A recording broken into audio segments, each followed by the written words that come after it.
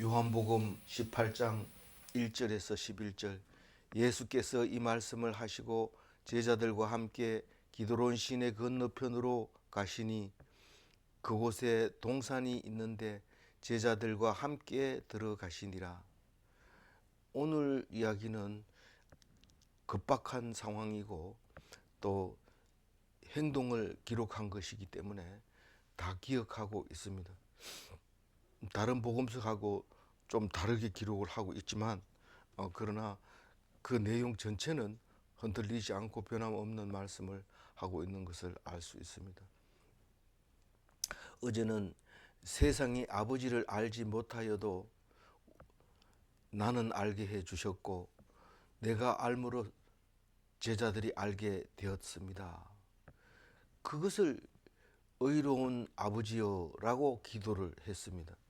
그 의로운 아버지라는 것은 변함없는 불변한 그런 분을 말하고 있었던 거죠. 그리고 성도는 세상 사람들과 다르다. 다른 사람은 몰라도 성도는 안다.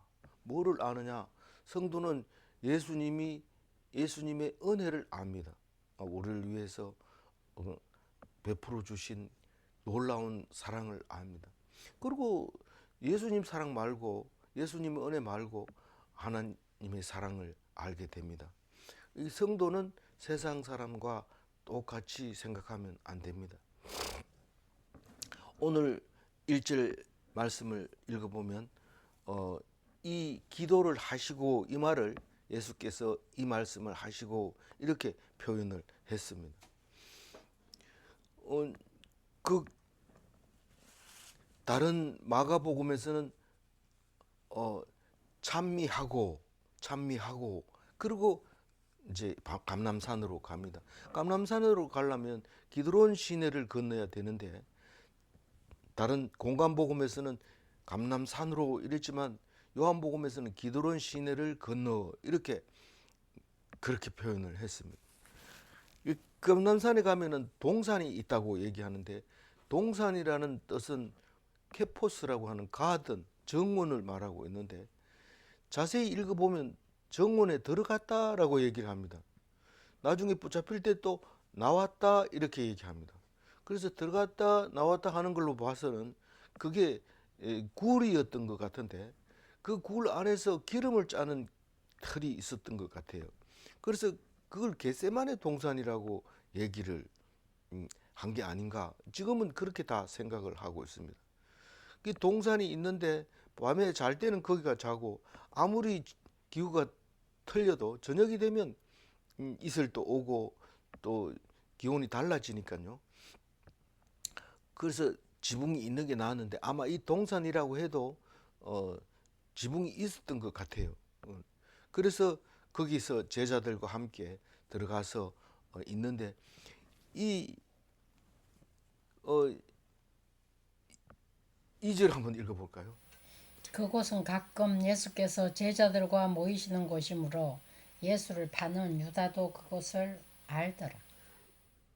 여기는 지금 요한은 가끔 예수님께서 제자들과 모이는 곳이라고 얘기했지만 사실 종려주일, 오늘이 종려주일입니다만은 부활절 일주일 전이죠. 그 종려주일 예루살렘 입성할 때 호산나 소리 지르고 그렇게 입성하고 난 이후부터는 저녁에 잘 때 꼭 여기 와서 잔 거죠. 그리고 월요일 자고 수요일 3일을 자는 거죠. 목요일은 마가의 다락방에서 만찬을 하고 이제 끝나고 찬미하고 이제 온 거고요. 그렇지만 겟세마네 동산에서 기도하는 이야기는 요한복음에서 하지 않습니다. 그런데 이 누가복음에서는 이곳을 가끔 왔다고 얘기하지 않고 예수께서 나가사 습관을 따라 감람산에 가심에 제자들도 따라갔더니 습관을 따라갔다고 얘기를 하고 있습니다. 우리가 어떤 한 일을 하기 위해서 일을 시작해 놓으면 그게 틀린 것이 아니다. 그게 맞다라고 생각되지면 항상 그대로 하게 됩니다. 그 예배 시간이 그렇고 예배 장소가 그렇고 예배하는 사람들이 그렇습니다.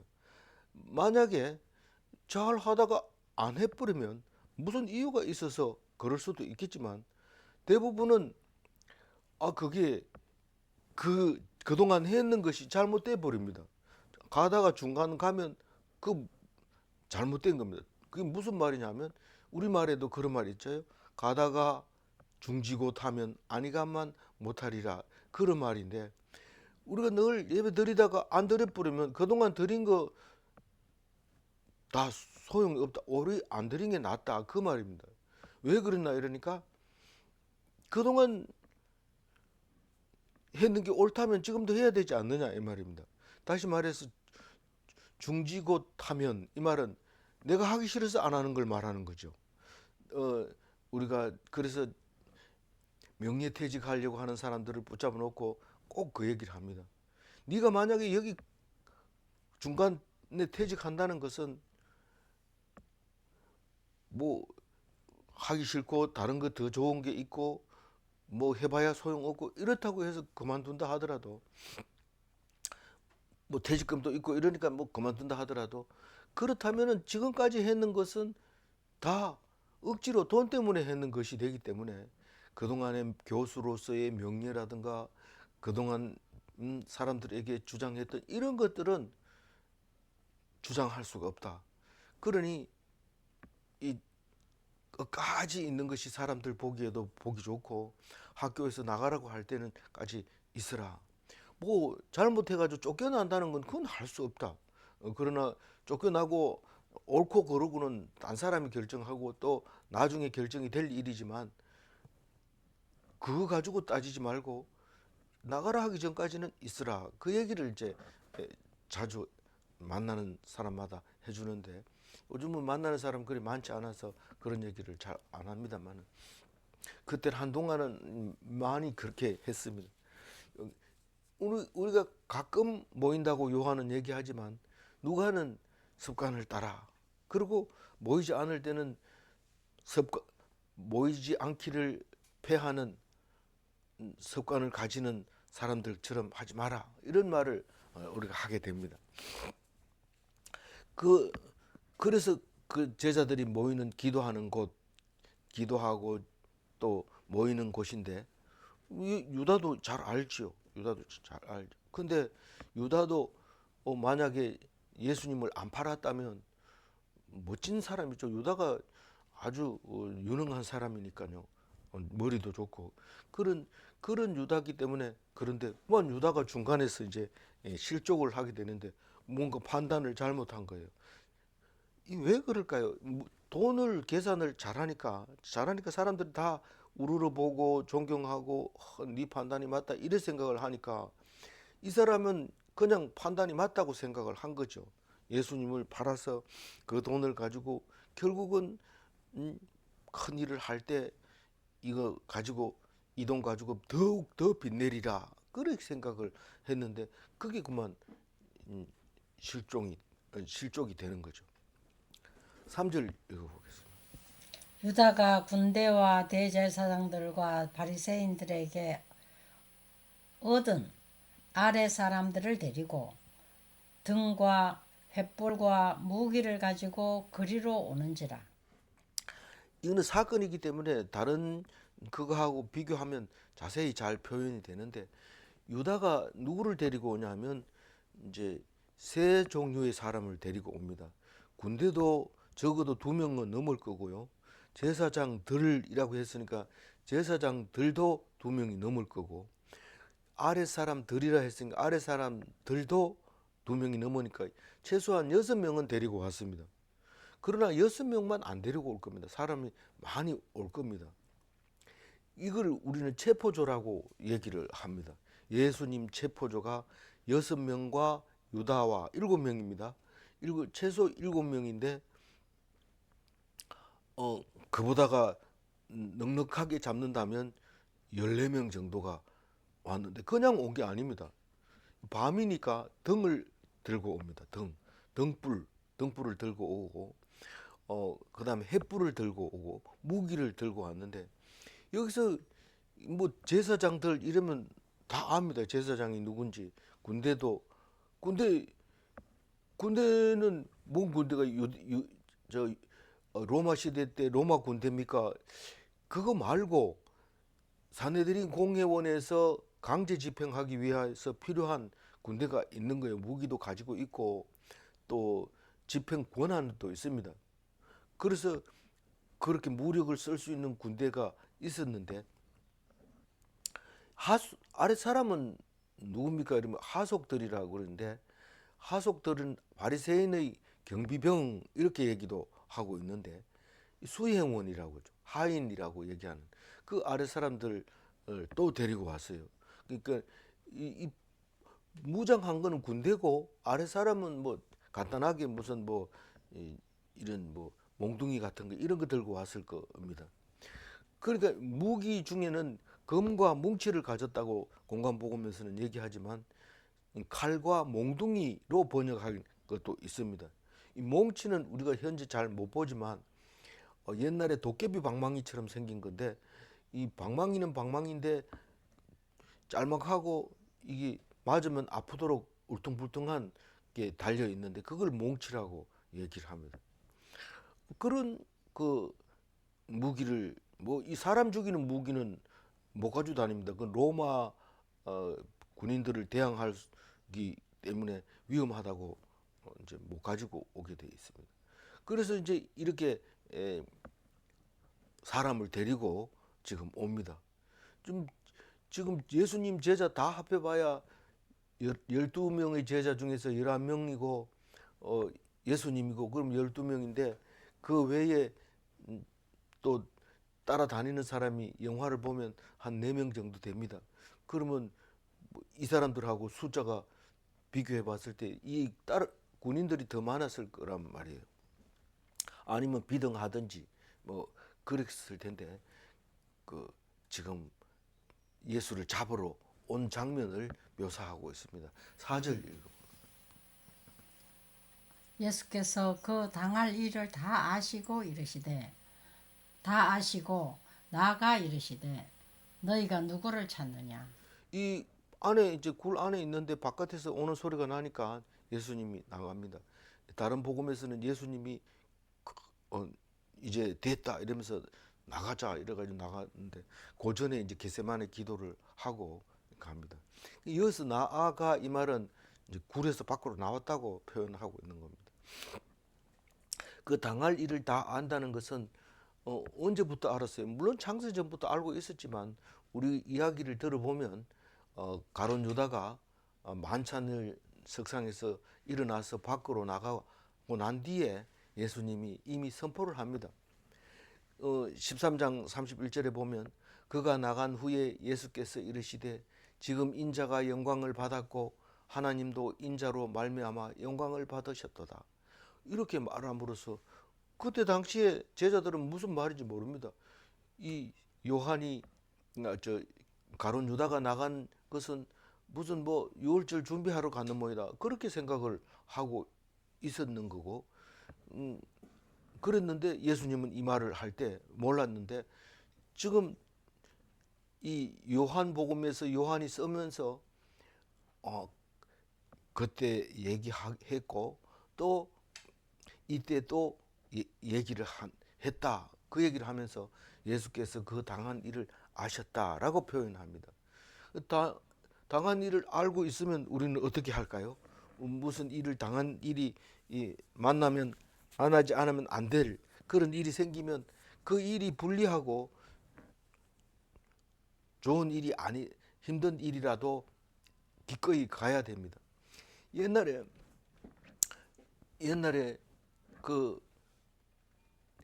서부 영화나 미국 영화들 보면은 싸움은 기분 나는 대로 싸우는 게 아니고 정식으로 결투를 해라.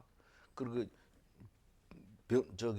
변호사가 딱 옆에 서고 내일 아침 몇 시까지 총 한 자루 들고 오면 그거 가지고 정식으로 싸움 붙어라. 딱 이렇게 결투를 신청하면 무조건 받아줘야 됩니다. 안 받아주면 어떻게 될까요? 안 받아줄 때는 그때는 쏘도 되는 거죠. 그러니까 받아준다 이러면 그 자리에서 이제 가서 싸우게 되는 거죠. 그래서 이 예수님이 도망가면 되지 우리는 이런 마음이 들죠. 결투를 신청하면 도망가면 되지 이러지만 그건 따라옵니다. 그리고 분명히 자기가 잘못돼 있다는 것을 나타내는 거기 때문에 도망가면 안 됩니다. 그 자리에 가야 됩니다. 가서 잘 쏘면서 큰 소리 쳤으면 자기가 이길 거고, 총도 못 쓰는 게 부당하게 해서 사람을 화나게 했으면 싸워가지고 총에 맞아 죽어야 되는 거죠. 그게 이제 그 영화의 내용인데, 우리는 맨 처음에 이해가 잘 안 되죠. 어떻게 뭐 막 화가 나가지고 막 싸우는 건 괜찮지만 딱 몇 월 며칠 날 만나가지고 싸우자 이런데, 싸울 그 사이에 변칙을 쓰면 안 되나 이런데, 우리는 그 당할 일을 알고 있기 때문에 그런 짓을 할 수가 없습니다. 그래서 우리가 나가 이르시되 너희가 누구를 찾느냐 이렇게 말하는 것은 정당하게 제일 처음 시작하는 겁니다. 적극적으로 하는 거죠. 뭐 막 끌고 가가지고 네 예수 맞지 이렇게 하는 게 아니고, 딱 나와가지고 누구를 찾느냐, 나 찾는 거 맞느냐 이렇게 딱 당당하게 얘기하는 거예요. 적극적으로 나가는 걸 말하는 거죠. 우리는 신앙생활을 하면서 이것을 너희가 누구를 찾느냐 이 말을 할 수 있어야 되는데, 이게 굉장한 위험이고 능력이고 권위라는 것을 알 수 있습니다. 자기를 죽이려고 무기를 가지고 오는 사람한테 누구냐 탁 이렇게 하는 거, 그게 보통 사람이 하는 게 아니죠. 5절 읽어볼까요? 대답하되 나사렛 예수라 하거늘 이르시되 내가 그니라 하시니라. 그를 파는 유다도 그들과 함께 섰더라. 그냥 와가지고 뭐 잡아가면 안 됩니까? 그 유다도 예수를 알고 있는데 요한은 그렇게 기록을 안 합니다. 지금 이거는 예수님이 당당하게 잡혀가는 모습을 지금 보여주고 있습니다. 다른 복음에서는 가룟 유다가 가서 입을 맞춥니다. 너희들이 깜깜하니까 누군지 모르니까 내가 입 맞추거든. 그게 예수라는 걸 알고 잡아라. 이렇게 얘기하는 거죠. 근데 요한은 이렇게 기록을 하고 있습니다. 그러니까 우리는 나사렛 예수를 잡으러 왔다 이 말입니다. 나사렛 예수라. 사실은 이 말은 본인이 보통 합니다. 남이 하는 게 아니고, 재판정에 가면 누구 이름 부르면 탁 일어납니다. 일어나면 일어난 걸로 끝나는 게 아니고 판사가 물어봅니다. 주소하고 주민등록번호하고 이름하고 딱 불러줍니다. 주민등록은 보통 안 불러주고 주소하고 이름하고 불러주면 맞다고 대답을 해야 되는데, 본인 보고 하라고 그러면 안 하니까 판사가 보통 관동 성명 주소와 이름을 딱 댑니다. 그러면 그 소리 듣는 사람은 네 하고 대답만 하면 됩니다. 내가 그니라 라고 이제 대답을 합니다. 그러니까 숨기지 않고 바로 얘기합니다. 이게 그 판사에게 피동돼 있는 거예요. 예수님은 누가 예수님을 다 알아봤지, 누가 예수님 보고 누구냐고 안 물어봅니다. 앉아있던 거지들도 나사렛 예수여, 다윗의 후손이여, 주여 이렇게 부르는 거지, 예수님이 너 주라고 불러라, 난 나사렛 예수라고 불러라 이렇게 소개한 적이 없어요. 근데 여기서는 자기가 얘기하는 거예요. 이게 완전히 피동이 됐다는 거예요. 권한을 옮겨줬다는 거예요. 권리를 공중권세 잡은 자들에게 넘겨줬다는 뜻입니다. 내가 그니라 이렇게 말하는 것은 예수님 입장으로서는 굉장히 파격적인 대답을 하고 있는 거예요. 숨기지 않고 다. 그래서 말하는데, 그를 파는 유다도 그들과 함께 섰더라. 그 유다가 맞나? 저 사람이 자기가 예수를 하는데 맞나? 다른 사람이 와가지고 또 그런 거 아니냐? 유다가 아니까 인정을 해주는 거죠. 그를 파는 유다도 그들과 함께 섰더라. 6절 읽어봅니다. 예수께서 그들에게 내가 그니라 하실 때에 그들이 물러가서 땅에 엎드려지는지라. 그들이 내가 그라 하고 얘기를 하니까 깜짝 놀래가지고 엎드려집니다. 누가 그 사람을 죽이려고 할 때 이 사람이 그냥 죽으면 되는데, 딱 쳐다보면 죽이려고 하는 사람이 손이 달달달 떨리죠. 짐승을 잡아도 마찬가지예요. 짐승을 잡으려고 그러면 죽어 있으면 뭐 그냥 목만 따면 되는데 이게 딱 대들고 그동안 하던 그 애교를 막 부리고 이러면 그 짐승을 가축을 못 잡는 거죠. 그래서 보통 처음 잡는 사람은 눈을 딱 가리고 잡거나 아니면 그 요즘은 뭐 기계로 딱 머리를 때려서 기절시켜 버리고 이러는데 그거 힘들지요. 그 당당하다는 거에 대해서 그렇게 지금 사람들이 깜짝 놀래가지고 땅에 엎드려 버린 거예요. 너무 놀래가지고 우리가 그렇게 이 대단한 사람을 하나님이 혹시 모르는데 그런 사람이 붙잡혀 올까? 네가 만약에 이쪽으로 도망가면 여기서 잡고 너는 저쪽으로 가면 도망 잡고 네 밧줄 그거 가지고 묶고 그리고 네 몽둥이 가지고 여기 서 있다가 다른 데 도망가면 때리고 사람들이 달려들면 그 사람들도 혼내주고 이래 작전을 짜가지고 갔을 게 분명합니다. 그런데 갑자기 눈앞에 와가지고 코앞에 와서 나다 이렇게 딱 하니까 그 말씀의 근위와 그 당당함과 그 능력에 놀라버린 거죠. 7절 읽어봅니다. 이에 다시 예수를 찾느냐고 물으신대. 이에 다시 누구를 찾느냐고 물으신대. 그들이 말하되 나사렛 예수라 하거늘. 정신이 없어 쓰러지니까 이거 그냥 놔두면 아무것도 안 하고 그냥 들어가져 있는 거예요. 그래서 다시 물어봅니다. 누구 찾는데? 다시 한번 물어봅니다. 그게 대적하려고 하는 게 아니라 너희들이 지금 뭐하러 왔는지 순적하게 뭐 그 몽둥이도 필요 없고 사람도 필요 없고 오라 하면 내가 가겠다.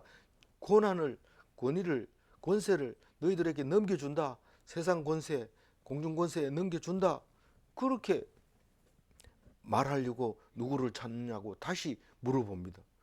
근데 이 사람들이 정신 차리고 다시 한번 나사렛 예수 관동 성명을 딱 댑니다. 그러니까 이 사람들이 이제 알아한 거죠. 예수님은 완전히 맡겨버린 거예요. 피동된 거예요. 너희들이 붙잡고 가면 가고 안 붙잡고 가면 안 가고 그렇게 맡겨버리는 상황을 지금 7절에 표현을 한 거죠. 8절 읽어볼까요? 예수께서 대답하시되 너희에게 내가 그니라 하였으니 나를 찾거든 이 사람들이 가는 것을 용납하라 하시니. 제일 중요한 거는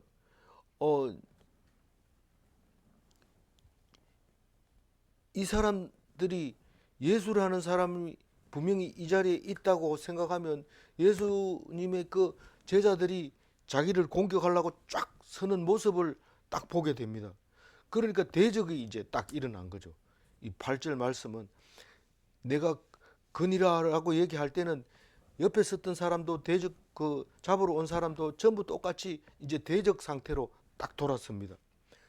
그러니까 무장을 한 사람은 칼을 손으로 잡고 또 뒤에 있는 사람은 또 몽둥이를 잡고 이렇게 대적을 하려고 대치해 가지고 있는 상태가 돼버린 겁니다. 분명히 이제 선포를 한 거죠. 너희들은 나를 잡으려 하고 나는 이 제자들과 함께 있다. 그런 대적이 딱 된 상태에서 예수님이 싸우기 전에 직전에 아마 싸웠던 것 같아요. 왜냐하면 베드로가 칼을 벌써 휘둘렀어요. 휘둘렀는데 그래도 예수님이 하시는 말씀이 들렸던 것 같아요. 나를 찾거든, 이 말은 나를 잡으러 왔거든 이 사람들이 가는 것을 용납하라. 이 사람들은 보내라 이런 말이죠. 그 자유롭게 놔두라, 체포하지 마라, 나만 붙잡아 가라 그 말입니다. 내가 안 붙잡히게 한다고 그러고 막 그러면 떼거리로 끌고 가가지고 취조하고 이 사람 맞나 물어보고 또 왜 너희들이 그 대항했나 뭐 이거 해서 붙잡아 가도 되지만 내가 이제 가겠다고 하는데 얘들은 그러지 마라, 체포하지 마라. 그래서 이미 벌써 베드로는 칼을 사용해 버렸어요. 그렇지만 어쨌거나 예수님이 이 말을 했다고 요한은 말하고 기록하고 있습니다. 9절 읽어볼까요? 이는 아버지께서 내게 주신 자 중에서 하나도 잃지 아니하여 싸움나이다 하신 말씀을 응하게 하려 함이로라. 어, 정확하게 말하면 이 말씀이 어디에 있는지는 모릅니다. 모르지만 이 말을 굉장히 여러 군데서 인용함으로써 그냥 그거를 당연하게 생각합니다.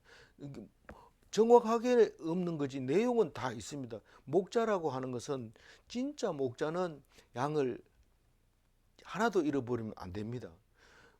나쁜 목자는요, 안 잃어버렸는데도 맛있는 살찐 양을 잡아 먹습니다, 자기가. 그렇지만 어, 진짜 목자는 하나도 안 남기는데, 우리는 그 100마리 양 중에서 한 마리를 잃어버렸는데 그 한 마리를 찾기 위해서 온 산을 헤매고 가시에 찔리고 그런 것을 볼 수 있잖아요. 그런 이제 양으로서 목자로, 양을 지키는 목자로서 이제 잡혀가는데, 잡혀가면서까지 제자들을 지켰다.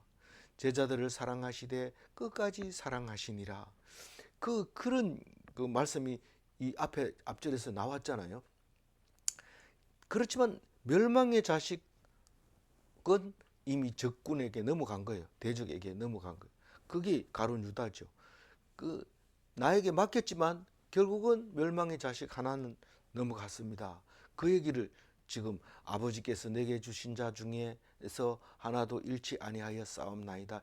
이 말이 그 응하게 됐다고 얘기할 수 있습니다. 이 맡겨진 자가 뭔데, 이렇게 하면 내게 주신 자, 아들에게 준 모든 사람, 이 17장에도 여러 번 나온 이야기입니다. 10절 읽어볼까요? 이에 시몬 베드로가 칼을 가졌는데 그것을 빼어 대제사장의 종을 쳐서 오른편 귀를 베어버리니 그 종의 이름은 말고라. 그 베드로가 칼을 말고 길을 쳤는데, 이게 대제사장의 종인데 이 대제사장 안나스의 종인 것 같아요. 그래서 안나스의 종이 따라와서 하속인으로 따라왔을 것 같아요. 따라와 가지고 그만 길을 베버립니다.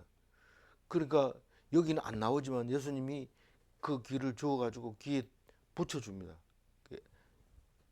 말고의 길을 붙여주는데, 이게 우리는 그냥 간단하게 읽지만 사실 이야기가 긴 이야기고 큰 이야기거든요.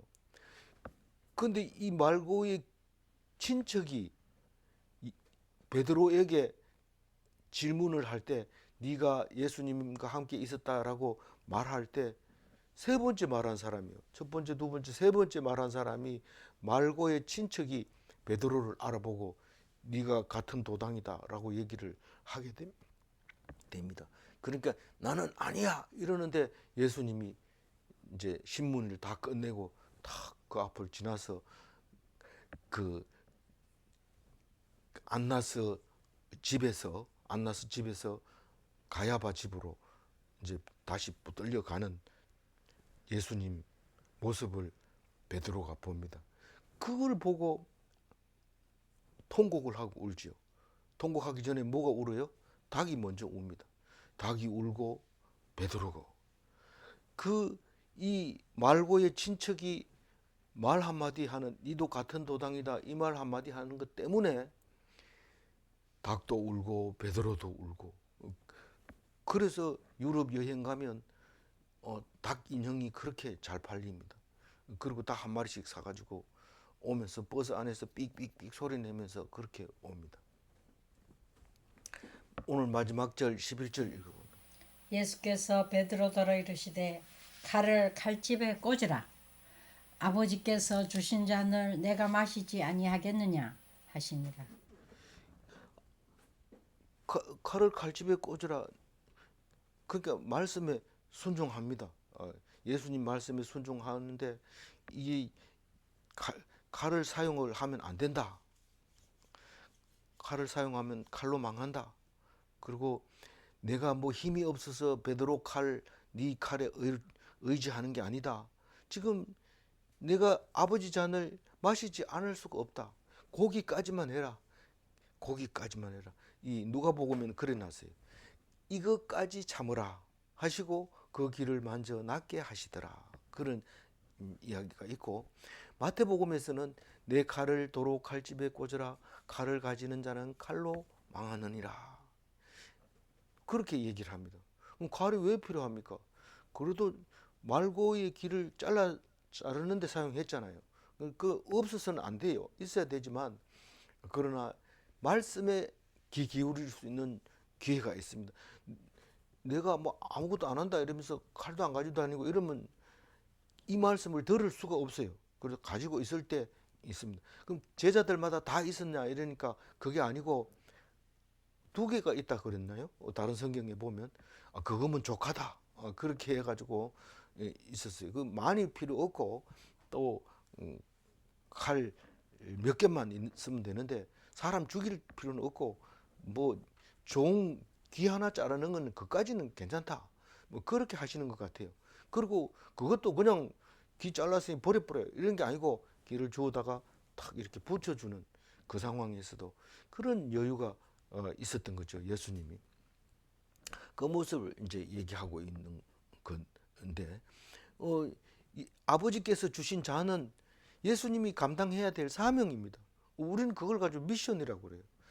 부르심을 받아서 그것을 행하게 하는 그 일인데, 예수님이 부르심을 받고 그 일을 행해야 되는 게 십자가를 지는 것인데, 그걸 소명이라고 해요. 이 땅에서는 소명.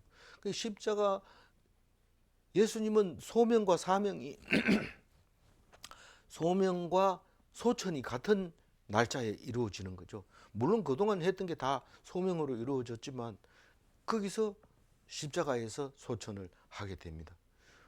이 잔을 안 마실 수는 없다. 순종하겠다. 너도 내 말을 순종해야 되고 나도 하나님의 말을 순종해야 된다. 11절은 그냥 순종 이렇게 해도 될 것 같습니다. 그러면 내일은 남은 이야기는 뭔 얘기일까요? 베드로가 3번 부인한 이야기가 이제 묵상을 하게 됩니다. 오늘은 본문도 좀 짧습니다. 11절 하이라이트 읽어봅니다. 칼을 칼집에 꽂으라. 아버지께서 주신 잔을 내가 마시지 아니하겠느냐. 칼을 가지면 칼로 망합니다. 십자가는 예수님이 담당해야 할 소명입니다. 예, 오늘 질문은 조금 예 아니오가 아니고 좀 깊이 있게 대답해야 될 질문입니다.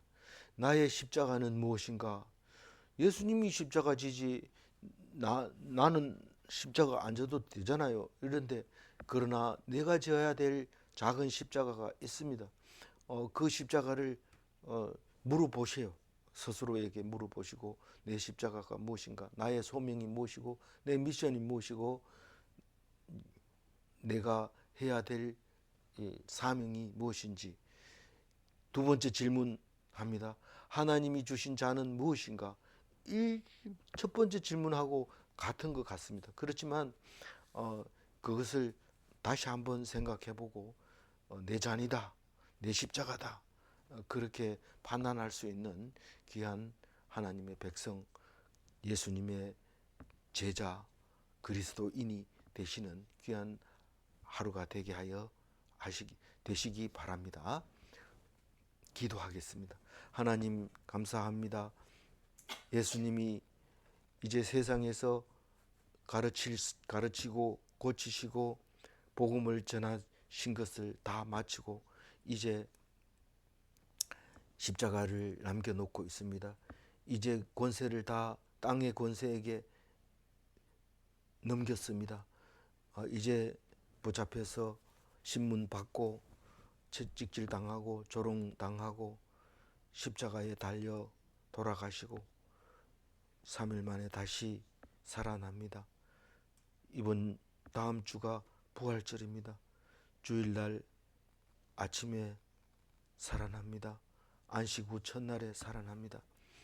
그리고 우리들에게 40일 동안 보이고 500명 정도에게 보여주시고 하늘로 올라가서 10일 정도 더 있다가 오순절날 성령을 우리에게 보내서 우리와 함께 영원히 함께 살게 해주시고 그날이 오면 하늘에 공중에서 들림을 받아서 예수님을 만나고 우리가 죽었다고 죽은 뒤에 재림하시면 무덤에서 다시 살아나서 예수님과 만나 천국에서 영원히 에덴 동산 이전의 영광을 누리게 해 주시는 것을 믿사오니 오늘 또 오전이 주님의 부활을 생각하는 한 주가 되게 하시고 그 고난의 한 주 동안 예수님을 기억하는 귀한 시간들이 되게 하여 주옵소서. 감사드리옵고 우리 주 예수 그리스도 이름으로 기도 올리옵나이다. 아멘.